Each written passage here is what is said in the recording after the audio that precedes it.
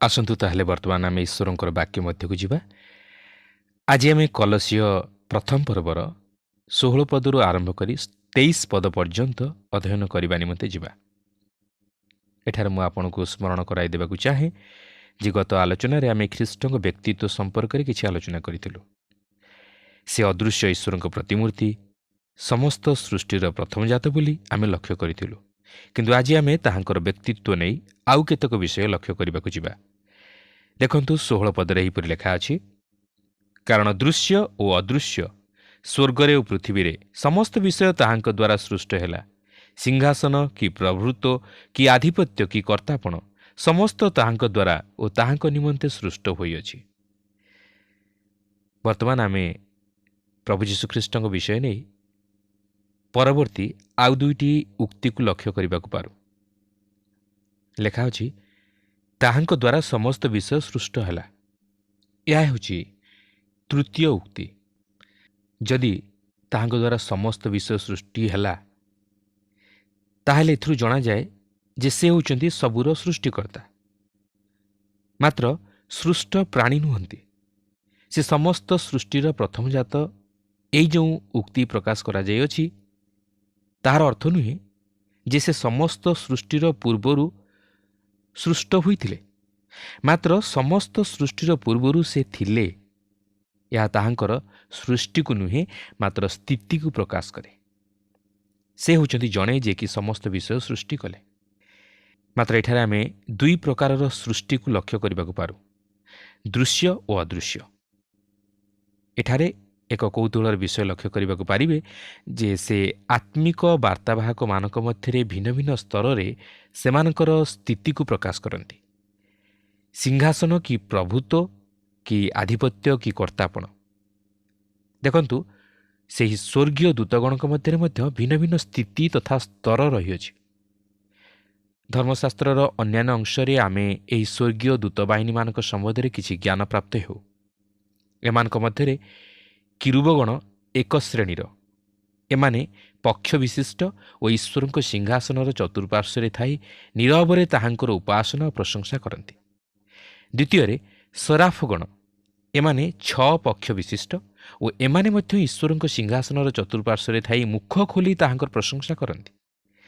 ତୃତୀୟରେ ପ୍ରଧାନ ଦୂତ, ଯେଉଁମାନେ କି ସାଧାରଣ ଦୂତଙ୍କ ଠାରୁ ଊର୍ଦ୍ଧ୍ୱରେ ଓ ଶକ୍ତିଶାଳୀ ତଥା କ୍ଷମତାପନ୍ନ। ଏମାନଙ୍କର କାର୍ଯ୍ୟ ହେଲା ସୁରକ୍ଷା ଦେବା ଓ ଈଶ୍ୱରଙ୍କ ଦାସମାନଙ୍କ ନିକଟରେ ବିଶେଷ ସମ୍ବାଦ ପହଞ୍ଚାଇବା। ଚତୁର୍ଥରେ ସାଧାରଣ ଦୂତଗଣ, ଯେଉଁମାନେ କି ପ୍ରତି ଅବସ୍ଥାରେ ଆମ୍ଭମାନଙ୍କୁ ସାହାଯ୍ୟ କରିବା ସଙ୍ଗେ ସଙ୍ଗେ ଆମମାନଙ୍କର ସେବା କରନ୍ତି। ଏଫିସିୟ ପତ୍ରରେ ଆମେ ଲକ୍ଷ୍ୟ କରି ସାରିଛୁ ଯେ ଆମମାନଙ୍କର ଶତ୍ରୁ ଆତ୍ମିକ ଶତ୍ରୁ। ଶୟତାନର ମଧ୍ୟ ଏକ ଆତ୍ମିକ ବାହିନୀ ଅଛି, ଯାହାକି ତାହା ସହିତ ମିଶି ଯୁଦ୍ଧ କରେ। ତେଣୁକରି ଆମମାନଙ୍କର ଆତ୍ମିକ ଶତ୍ରୁମାନଙ୍କ ମଧ୍ୟରେ ମଧ୍ୟ ଭିନ୍ନ ଭିନ୍ନ ସ୍ତର ରହିଅଛି। ଏହାପରେ ଆମେ ଚତୁର୍ଥ ବିଷୟଟି ଲକ୍ଷ୍ୟ କରିବାକୁ ପାରୁଛୁ, ତାହା ହେଉଛି ସମସ୍ତ କିଛି ତାହାଙ୍କ ନିମନ୍ତେ ସୃଷ୍ଟ ହୋଇଅଛି। ଅର୍ଥାତ୍ ସମସ୍ତ କିଛି ତାହାଙ୍କ ଇଚ୍ଛାନୁଯାୟୀ ସୃଷ୍ଟ ହୋଇଅଛି ଓ ତାହାଙ୍କର ଗୌରବ ଓ ମହିମା ନିମନ୍ତେ ହୋଇଅଛି। ଆପଣ ଯଦି ରାତିରେ ବାହାରକୁ ଯାଇ ଆକାଶକୁ ଚାହିଁବେ, ତାହେଲେ ଅନେକ ତାରାଗୁଡ଼ିକୁ ଲକ୍ଷ୍ୟ କରିବେ। କିନ୍ତୁ କେବେ ଚିନ୍ତା କରିଛନ୍ତି କାହିଁକି ପ୍ରତ୍ୟେକ ତାରା ଏହାର ନିଜ ନିଜ ସ୍ଥାନରେ ରହିଅଛନ୍ତି? କାହିଁକି ସେହି ତାରା ଆକାଶର ସେହି ନିର୍ଦ୍ଦିଷ୍ଟ ଅଂଶରେ ରହିଅଛି? ଏହା ଆକାଶର ସେହି ନିର୍ଦ୍ଦିଷ୍ଟ ସ୍ଥାନରେ ରହିଅଛି କାରଣ ତାହା ସେହି ସ୍ଥାନରେ ରହୁ ବୋଲି ପ୍ରଭୁ ଯୀଶୁ ଚାହାନ୍ତି। ସେ କେବଳ ସମସ୍ତ ବିଷୟ ସୃଷ୍ଟି କଲେ ନାହିଁ, ମାତ୍ର ସେହି ସମସ୍ତ ତାହାଙ୍କ ନିମନ୍ତେ ସୃଷ୍ଟ ହୋଇଥିଲା। ଏହି ବିଷୟ ନେଇ ଏକ ଚମତ୍କାର ସତ୍ୟ ହେଉଛି ଯେ ଆମମାନଙ୍କୁ କୁହାଯାଇଅଛି, ଆମ୍ଭେମାନେ ଈଶ୍ୱରଙ୍କର ଉତ୍ତରାଧିକାରୀ ଓ ପ୍ରଭୁ ଯୀଶୁଖ୍ରୀଷ୍ଟଙ୍କ ସହିତ ସହ ଉତ୍ତରାଧିକାରୀ ଅଟୁ। ଦିନ ଆସୁଅଛି ଆମମାନେ ମଧ୍ୟ ତହିଁର ଅଧିକାରୀ ହୋଇପାରିବା। ହୋଇପାରେ ସେ ଆମମାନଙ୍କୁ ସମସ୍ତ ତାରା ଅର୍ପଣ କରିବେ। ତେବେ ମୁଁ ଜାଣେ ନା ତାହା କିପରି ହେବ, ମାତ୍ର ମୁଁ ଜାଣେ ଆମ୍ଭେମାନେ ସେହି ଅନନ୍ତ ରାଜ୍ୟ ମଧ୍ୟରେ ଅତି ବ୍ୟସ୍ତ ରହିବା। ଆମେମାନେ ସେହି ନୂତନ ଜେରୁସାଲେମ ମଧ୍ୟରେ ବାସ କରିବା। ଆମେ ତାହାଙ୍କର ସେହି ରାଜ୍ୟ ମଧ୍ୟରେ ଚତୁର୍ଦ୍ଦିଗ ଭ୍ରମଣ କରିବା।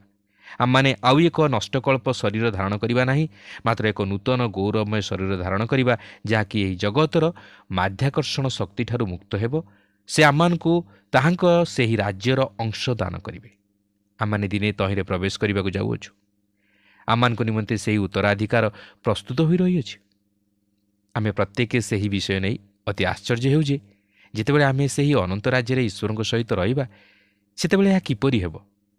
ମାତ୍ର ଆମେ ଜାଣୁ ଯେ ଏହା ଅତି ଚମତ୍କାର ଅନୁଭୂତି ହେବ। ପାଉଲ କହନ୍ତି, ଆମେମାନେ ଏହି ପାର୍ଥିବ ଶରୀରରେ ବାସ କରୁଅଛୁ ଓ ଦିନେ ଏହି ପାର୍ଥିବ ଶରୀର ବିନଷ୍ଟ ହେବ। 2 କରିନ୍ଥୀୟ 5 ପ୍ରଥମ ପଦରେ ଲେଖା ଅଛି, କାରଣ ଯଦି ଆମମାନଙ୍କର ଏହି ତମ୍ବୁରୂପ ପାର୍ଥିବ ଗୃହ ଭାଙ୍ଗିଯାଏ, ତେବେ ଈଶ୍ୱରଙ୍କ କୃତ ଅହସ୍ତ ନିର୍ମିତ ଆମମାନଙ୍କର ଏକ ଅନନ୍ତକାଳ ସ୍ଥାୟୀ ଗୃହ ଯେ ସ୍ୱର୍ଗରେ ଅଛି, ଏହା ଆମମାନେ ଜାଣୁ। ତେବେ ଆମମାନଙ୍କର ଏହି ତମ୍ବୁରୂପ ପାର୍ଥିବ ଗୃହ, ଯାହାକି ଶରୀର, ଦିନେ ମାଟିରେ ମିଶିଯିବ। ଆମମାନଙ୍କୁ ଏହି ଶରୀର ପରିତ୍ୟାଗ କରିବାକୁ ହେବ ଓ ସେହି ଅନନ୍ତକାଳ ସ୍ଥାୟୀ ଗୃହରେ ପ୍ରବେଶ କରିବାକୁ ହେବ। ଆମମାନଙ୍କୁ ଏକ ଅକ୍ଷୟ ତଥା ଗୌରବମୟ ଶରୀର ଧାରଣ କରିବାକୁ ହେବ ଓ ପ୍ରଭୁଙ୍କ ନିକଟରେ ନିବାସ କରିବାକୁ ହେବ। ତେଣୁକରି ସେ କହନ୍ତି, ଆଉ ଶରୀରଠାରୁ ଦୂରରେ ବାସ କରି ବରଂ ପ୍ରଭୁଙ୍କ ନିକଟରେ ନିବାସ କରିବାରେ ଆମ୍ଭମାନଙ୍କର ଅଧିକ ସନ୍ତୋଷ, ଯାହାକି 2 କରିନ୍ଥୀୟ 5:8 ଲେଖା ଅଛି। ତେଣୁ ଯେତେବେଳେ ଆମମାନେ ଏହି ପୁରାତନ ଶରୀର ପରିତ୍ୟାଗ କରିବା, ଆମେମାନେ ପ୍ରଭୁଙ୍କ ଉପସ୍ଥିତି ମଧ୍ୟରେ ପ୍ରବେଶ କରି ତାହାଙ୍କ ସହିତ ରହିବା। ଆମମାନେ ତାହାଙ୍କ ସହିତ ସେହି ଗୃହରେ ପ୍ରବେଶ କରିବା। ବାସ୍ତବରେ ଏହା କେତେ ଆନନ୍ଦର ସମୟ ହେବ। ଏହାପରେ 17 ଲେଖା ଅଛି, ସମସ୍ତ ବିଷୟ ସୃଷ୍ଟି ହେବା ପୂର୍ବରୁ ସେ ଅଛନ୍ତି ଓ ତାହାଙ୍କଠାରେ ସମସ୍ତ ବିଷୟର ଅସ୍ତିତ୍ୱ ଅଛି। 5 ଆମେ ଦେଖୁଛୁ ଯେ ସେ ସମସ୍ତ ବିଷୟ ସୃଷ୍ଟି ହେବା ପୂର୍ବରୁ ଅଛନ୍ତି। ସମସ୍ତ ବିଷୟର ପୂର୍ଣ୍ଣତା ପୂର୍ବ ପ୍ରତିମୂର୍ତ୍ତି ଖ୍ରୀଷ୍ଟଙ୍କଠାରେ ବାସ କରେ ଓ ସମସ୍ତ ବିଷୟର ପୂର୍ଣ୍ଣତା ପ୍ରତିମୂର୍ତ୍ତି ଧାରଣ କରିଥିବା ଖ୍ରୀଷ୍ଟଙ୍କଠାରେ ବାସ କରେ। କଲୋସୀ 2:9 ଲେଖା ଅଛି, କାରଣ ଖ୍ରୀଷ୍ଟଙ୍କଠାରେ ସମ୍ପୂର୍ଣ୍ଣ ଈଶ୍ୱରତ୍ୱ ଦେହବନ୍ତ ହୋଇ ବାସ କରେ। ତେଣୁ ଆମ୍ଭେମାନେ ତାହାଙ୍କଠାରେ ପୂର୍ଣ୍ଣତା ପ୍ରାପ୍ତ ହୋଇଅଛୁ। ସମସ୍ତ ବିଷୟର ପୂର୍ବରୁ ସେ ଅଛନ୍ତି। ସେ ପୂର୍ବ ପ୍ରତିମୂର୍ତ୍ତି ଖ୍ରୀଷ୍ଟ ଅଟନ୍ତି। 6 ଆମେ ଦେଖୁ, ତାହାଙ୍କଠାରେ ସମସ୍ତ ବିଷୟର ଅସ୍ତିତ୍ୱ ଅଛି। ସେ ସମସ୍ତ ବିଷୟକୁ ଏକତ୍ର ଧରି ରଖନ୍ତି। ସେ ସମସ୍ତ ବିଷୟକୁ ତାହାଙ୍କର ଆୟତ୍ତାଧୀନରେ ରଖି ନିୟନ୍ତ୍ରଣ କରନ୍ତି। ସବୁକିଛି ତାହାଙ୍କ ଅଧୀନରେ। ଏବ୍ରୀ 1:3 ଲେଖା ଅଛି, ସେ ତାହାଙ୍କ ମହିମାର ପ୍ରଭା ଓ ତାହାଙ୍କ ତତ୍ତ୍ୱର ପ୍ରତିମୂର୍ତ୍ତି। ସେ ଆପଣା ଶକ୍ତିଯୁକ୍ତ ବାକ୍ୟ ଦ୍ୱାରା ସମସ୍ତ ବିଷୟ ଧାରଣ କରନ୍ତି। ପୁଣି ପାପମାର୍ଜନା କଲା ଉତ୍ତାରେ ଊର୍ଦ୍ଧ୍ୱସ୍ଥ ମହାମହିମଙ୍କ ଦକ୍ଷିଣ ପାର୍ଶ୍ୱରେ ଉପବେଶନ କରିଅଛନ୍ତି।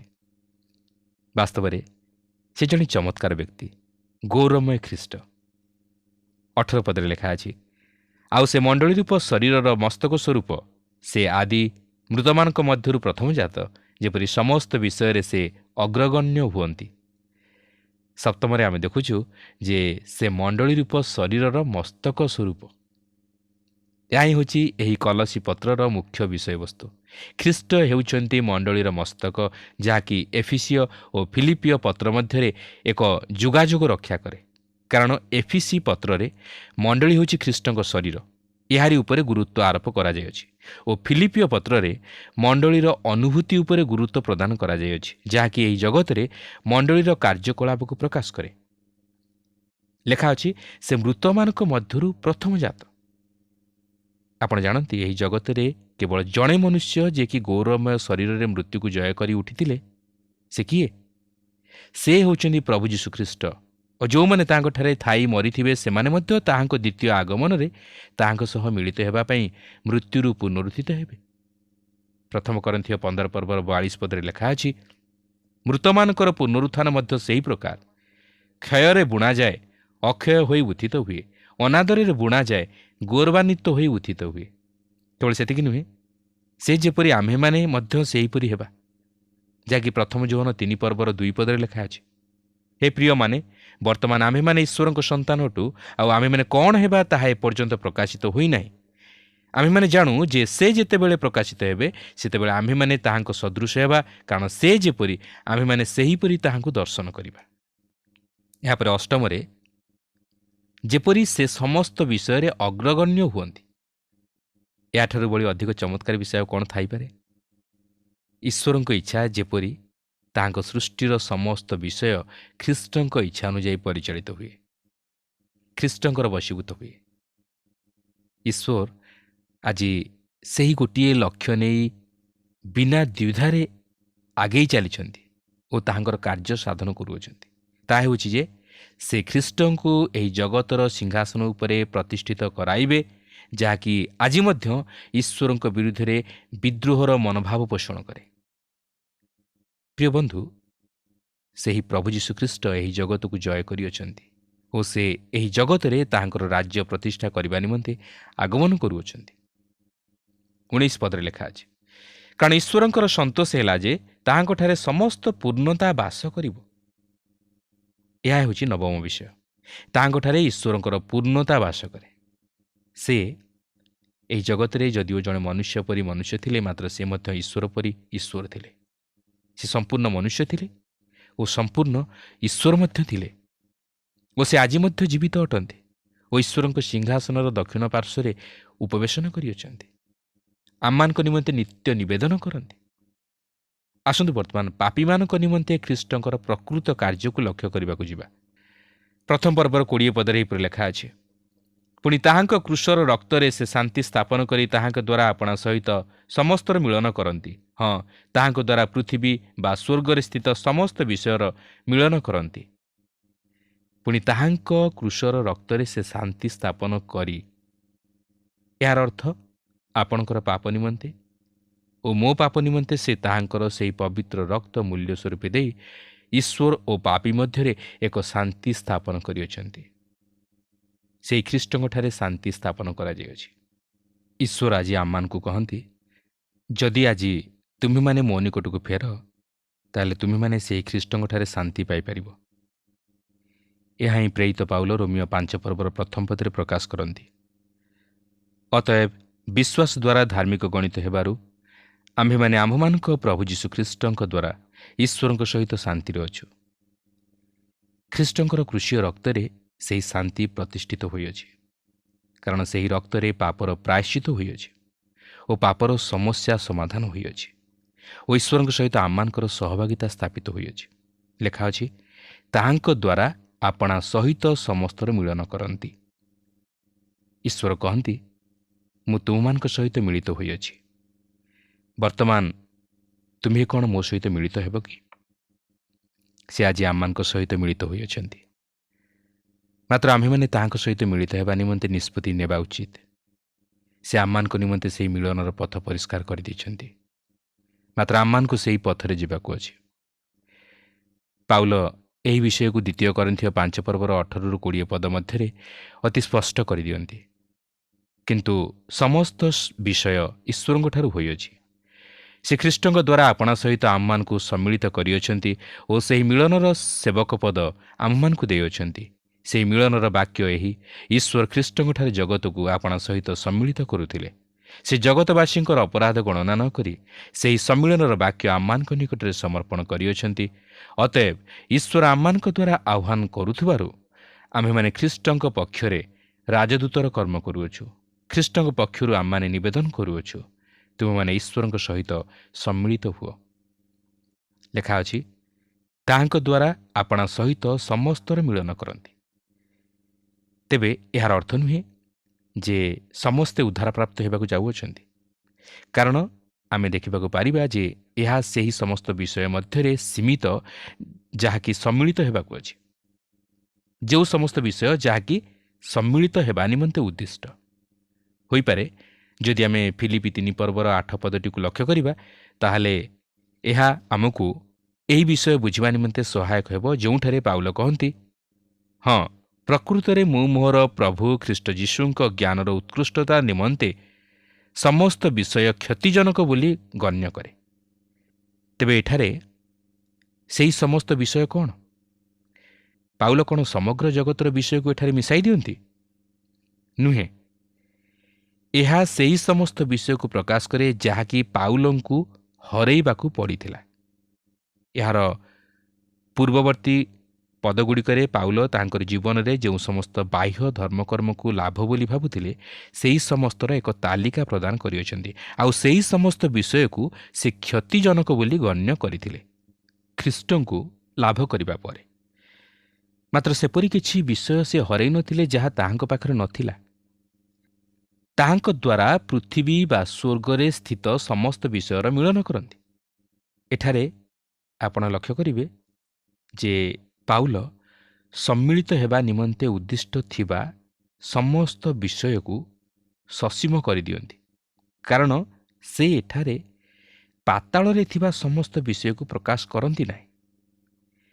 କିନ୍ତୁ ପ୍ରଭୁ ଯୀଶୁଙ୍କର ପ୍ରଭୁତ୍ୱକୁ ସ୍ୱୀକାର କରିବା ନେଇ ସେ ସେହି ସମସ୍ତ ବିଷୟରେ ପାତାଳରେ ଥିବା ବିଷୟକୁ ମଧ୍ୟ ଯୋଗ କରନ୍ତି, ଯାହାକି ଫିଲିପିଓ 2 ପର୍ବର 10 ପଦରେ ଲେଖା ଅଛି।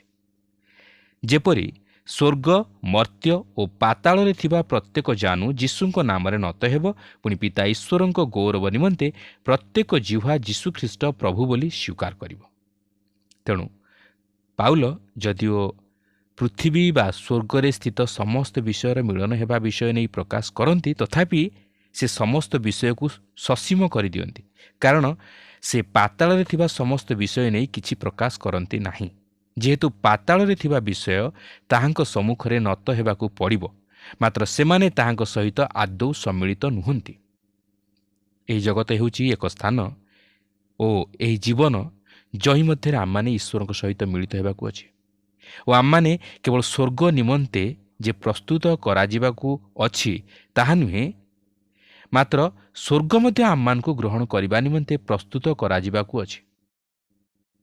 ଈଶ୍ୱର ମାନବ ରୂପରେ ଏହି ଧରାପୃଷ୍ଠକୁ ଅବତରଣ କଲେ ଓ ପ୍ରଭୁ ଯୀଶୁଖ୍ରୀଷ୍ଟଙ୍କ ପବିତ୍ର ରକ୍ତ ଦ୍ୱାରା ମନୁଷ୍ୟ ଈଶ୍ୱରଙ୍କର ନିକଟବର୍ତ୍ତୀ ହୋଇପାରିଛି ଓ ଏହି ରକ୍ତ ମଧ୍ୟ ଏବ୍ରୀ 9 ପର୍ବର 23-24 ପଦ ଅନୁଯାୟୀ ସ୍ୱର୍ଗରେ ଥିବା ବିଷୟ ସବୁକୁ ପରିଷ୍କାର କରେ। ସ୍ୱର୍ଗ ମଧ୍ୟ ନିଶ୍ଚିତ ଭାବେ ସମ୍ମିଳିତ ହେବ। ଏହାପରେ 21 ଓ 22 ପଦରେ ଏହିପରି ଲେଖା ଅଛି, ଆଉ ପୂର୍ବେ ଦୁଷ୍କର୍ମ କରି ତୁମେମାନେ ଈଶ୍ୱରଙ୍କଠାରୁ ପୃଥକ ଓ ମନରେ ତାହାଙ୍କର ଶତ୍ରୁ ଥିଲ, କିନ୍ତୁ ଏବେ ସେ ତୁମମାନଙ୍କୁ ମଧ୍ୟ ଆପଣା ସାକ୍ଷାତରେ ପବିତ୍ର, ଅନିନ୍ଦନୀୟ ଓ ନିର୍ଦ୍ଦୋଷ କରି ସ୍ଥାପନ କରିବା ନିମନ୍ତେ ଖ୍ରୀଷ୍ଟଙ୍କ ମାଂସମୟ ଶରୀରରେ ମୃତ୍ୟୁ ଦ୍ୱାରା ତୁମମାନଙ୍କୁ ଆପଣା ସହିତ ମିଳିତ କରିଅଛନ୍ତି। ଏଥିରୁ ଜଣାଯାଏ ଯେ ଈଶ୍ୱର ଆମମାନଙ୍କର ଧର୍ମକର୍ମକୁ ଅପେକ୍ଷା ନ କରି ଆମ୍ଭେମାନେ ପାପୀ ଅର୍ଥାତ୍ ଅଧାର୍ମିକ ବିଦ୍ରୋହୀ ଥିବା ସତ୍ତ୍ୱେ ସୁଦ୍ଧା ସେ ଆମ୍ଭମାନଙ୍କୁ ତାହାଙ୍କ ସହ ମିଳିତ କରାଇଲେ। ତେଣୁ କୌଣସି ମନୁଷ୍ୟ କହିପାରିବ ନାହିଁ ଯେ ମୁଁ ବିନଷ୍ଟ ହୋଇଅଛି, ଯେହେତୁ ଈଶ୍ୱର ମୋ ପ୍ରତି କୃପା ଦୃଷ୍ଟି କଲେ ନାହିଁ କି ମୋତେ ଉଦ୍ଧାର କଲେ ନାହିଁ ବୋଲି। ଜଣେ ମନୁଷ୍ୟ ବିନାଶପ୍ରାପ୍ତ, କାରଣ ସେ ନିଜେ ବିନଷ୍ଟ ହେବାକୁ ଚାହେଁ, କାରଣ ସେ ଈଶ୍ୱରଙ୍କର ବିରୁଦ୍ଧାଚାରୀ ହୁଏ ଓ ତାହାର ମନ ଈଶ୍ୱରଙ୍କଠାରୁ ପୃଥକ ହୋଇଯାଏ। ସେ ନିଜେ ନିଜ ପାଇଁ ବିନାଶ ଆଣେ। କିନ୍ତୁ ଈଶ୍ୱର ସେହି ପ୍ରଭୁ ଯୀଶୁଖ୍ରୀଷ୍ଟଙ୍କ ଦ୍ୱାରା ପ୍ରତ୍ୟେକ ମନୁଷ୍ୟ ନିମନ୍ତେ ଉଦ୍ଧାର ସାଧନ କରିଅଛନ୍ତି ଓ ଧାର୍ମିକତା ମଧ୍ୟ ସାଧନ କରିଅଛନ୍ତି, ଯେପରି ଆମେ ସେହି ଖ୍ରୀଷ୍ଟଙ୍କଠାରେ ବିଶ୍ୱାସ କରିବା ଦ୍ୱାରା ଈଶ୍ୱରଙ୍କ ଦୃଷ୍ଟିରେ ପବିତ୍ର, ଅନିନ୍ଦନୀୟ ଓ ନିର୍ଦ୍ଦୋଷ ଦେଖାଯିବାକୁ ପାରୁ, ଅର୍ଥାତ୍ ତାହାଙ୍କ ଦୃଷ୍ଟିରେ ଧାର୍ମିକ ଗଣିତ ହେବାକୁ ପାରୁ। ଏଥିରୁ ସ୍ପଷ୍ଟ ହୋଇଯାଏ ଯେ ଆପଣ ଓ ମୁଁ ଆମେ ନିଜର ଧର୍ମକର୍ମ କିମ୍ବା ଉତ୍ତମତା ଦ୍ୱାରା ତାହାଙ୍କ ନିକଟରେ ଧାର୍ମିକ ବୋଲି ବିବେଚିତ ହୋଇପାରିବା ନାହିଁ, ମାତ୍ର ସେହି ଖ୍ରୀଷ୍ଟଙ୍କଠାରେ ବିଶ୍ୱାସ କରିବା ଦ୍ୱାରା ସେ ଆମମାନଙ୍କୁ ଈଶ୍ୱରଙ୍କ ନିକଟରେ ନିର୍ଦ୍ଦୋଷ ରୂପେ ଉପସ୍ଥାପିତ କରିବେ। କାହିଁକି? ଯେହେତୁ ସେ ଆମମାନଙ୍କର ସ୍ଥାନ ଗ୍ରହଣ କଲେ। 2 କରିନ୍ଥୀୟ 5 ପର୍ବର 21 ପଦରେ ଲେଖା ଅଛି, ଯାହାଙ୍କଠାରେ ପାପର ଲେଶ ମାତ୍ର ନଥିଲା ତାହାଙ୍କୁ ସେ ଆମ୍ଭମାନଙ୍କ ନିମନ୍ତେ ପାପ ସ୍ୱରୂପ କଲେ, ଯେପରି ଆମ୍ଭେମାନେ ତାହାଙ୍କ ଦ୍ୱାରା ଈଶ୍ୱରଙ୍କର ଧାର୍ମିକତା ସ୍ୱରୂପ ହେଉ। ଏହାପରେ 23 ପଦରେ ଲେଖା ଅଛି, ତୁମେମାନେ ଯେବେ ବିଶ୍ୱାସରେ ବଦ୍ଧମୂଳ ଓ ଅଟଳ ରହି ସୁସମାଚାରରେ ନିହିତ ଭରସାରୁ ବିଚଳିତ ନ ହୁଅ, ତାହେଲେ ନିଶ୍ଚୟ ଏହିସବୁ ଫଳ ପାଇବ। ସେହି ସୁସମାଚାର ତୁମେମାନେ ତ ଶୁଣିଅଛ, ତାହା ଆକାଶମଣ୍ଡଳ ତଳେ ଥିବା ସମସ୍ତ ସୃଷ୍ଟି ନିକଟରେ ପ୍ରଚାରିତ ହୋଇଅଛି, ଆଉ ମୁଁ ପାଉଲ ସେଥିର ଜଣେ ସେବକ ହୋଇଅଛି। ଏଠାରେ ପାଉଲ ଯେଉଁ ଯେବେ ଶବ୍ଦଟିକୁ ପ୍ରୟୋଗ କରନ୍ତି, ଏହା ସର୍ତ୍ତମୂଳକ ନୁହେଁ, ମାତ୍ର ଯୁକ୍ତିମୂଳକ। କାରଣ ପାଉଲଙ୍କର କହିବାର ବିଷୟ ହେଉଛି ଯେ ଆମମାନେ ସେହି ଖ୍ରୀଷ୍ଟ ବିଶ୍ୱାସୀ ଭାବେ ତାହାଙ୍କଠାରେ ସମ୍ମିଳିତ ହୋଇଅଛୁ। ଏହା ସାଧିତ ହୋଇସାରିଛି। ତେଣୁ ଆପଣ ଯଦି ଆଜି ଈଶ୍ୱରଙ୍କ ସନ୍ତାନ, ତାହେଲେ ଆପଣଙ୍କର ବିଶ୍ୱାସ ବଦ୍ଧମୂଳ ଓ ସ୍ଥିର। ଆପଣ ସୁସମାଚାରର ଯେଉଁ ଭରସା ପ୍ରାପ୍ତ ହୋଇଅଛନ୍ତି, ତହିଁରୁ କେବେ ହେଲେ ବିଚ୍ୟୁତ ହେବେ ନାହିଁ। ଆଉ ମୁଁ ପାଉଲ ସେଥିର ଜଣେ ସେବକ ହୋଇଅଛି। ପାଉଲ ସେହି ସୁସମାଚାର ସେବକ ହେବା ନିମନ୍ତେ ସୁଯୋଗ ପାଇଥିବାରୁ ନିଜକୁ ଧନ୍ୟ ମନେ କରନ୍ତି। ବାସ୍ତବରେ ପ୍ରଭୁ ଯୀଶୁଖ୍ରୀଷ୍ଟଙ୍କର ସେବକ ରୂପେ ମନୋନୀତ ହେବା ଏକ ଚମତ୍କାର ବିଷୟ ଓ ଏକ ସୁବର୍ଣ୍ଣ ସୁଯୋଗ ଓ ସେହି ସୁସମାଚାରରେ ନିହିତ ଭରସାରୁ ବିଚଳିତ ନ ହୋଇ ବିଶ୍ୱାସରେ ବଦ୍ଧମୂଳ ଓ ସ୍ଥିର ରହି ଖ୍ରୀଷ୍ଟଙ୍କ ନିମନ୍ତେ ସାକ୍ଷୀ ହେବା ଦ୍ୱାରା ଆମମାନେ ତହିଁର ପୁରସ୍କାର ପ୍ରାପ୍ତ ହୋଇପାରିବା। ପ୍ରଭୁ ଆମ ପ୍ରତ୍ୟେକଙ୍କୁ ଏହି ସଂକ୍ଷିପ୍ତ ଆଲୋଚନା ମଧ୍ୟ ଦେଇ ଆଶୀର୍ବାଦ କରନ୍ତୁ।